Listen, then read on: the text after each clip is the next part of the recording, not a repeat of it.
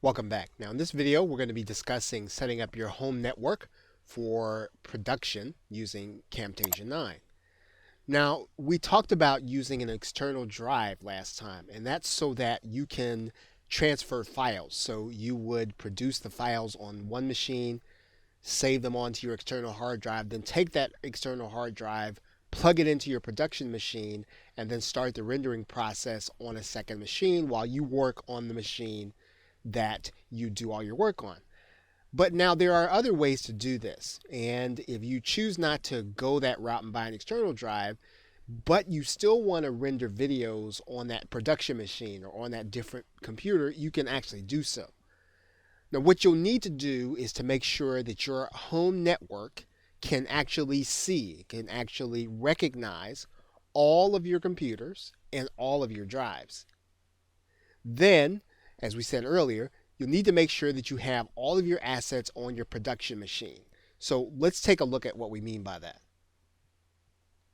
Now, typically, if you have computers connected by a home network, you'll be able to see all of those computers on the same network in this area of Windows. And as long as you can see those other computers, you can actually access their hard drive, provided that you've done all of the networking involved. So what you want to be able to do is you want to be able to see the network drive on another PC.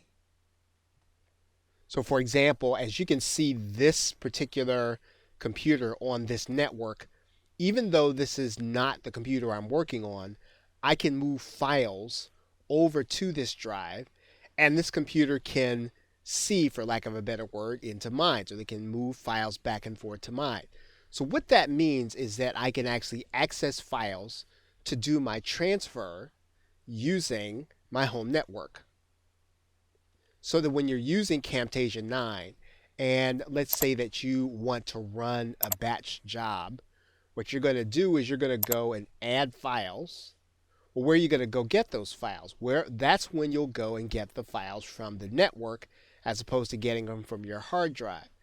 Now, this actually does work best if the files are local, but in some cases, what you can do is you can transfer all of the files temporarily through the network. You can operate it that way. If you find that that's too much stress on your network, you can make some accommodations. But the point is that you can use your home network to access files back and forth, and you can use them to run on Camtasia.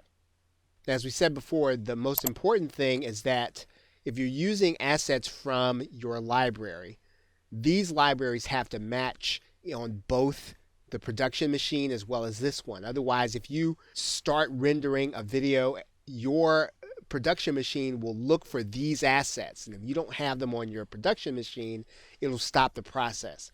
So you have to make sure that you've exported your entire library from the computer you work on to your production machine. And you can do that very easily if you just go to the library tab and then you look for export library.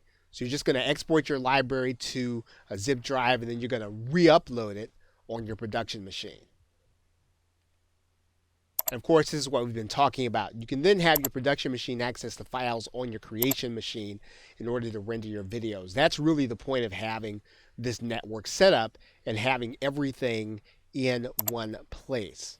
And this can be especially helpful when you have multiple videos to do and you're going to run these jobs in a batch, and you've either got to keep working or you've got to set it up so that you can start a process, walk away, and then come back to your personal computer and do some work without having the resources tied up. Okay, so with that, thanks, and I will see you in another video.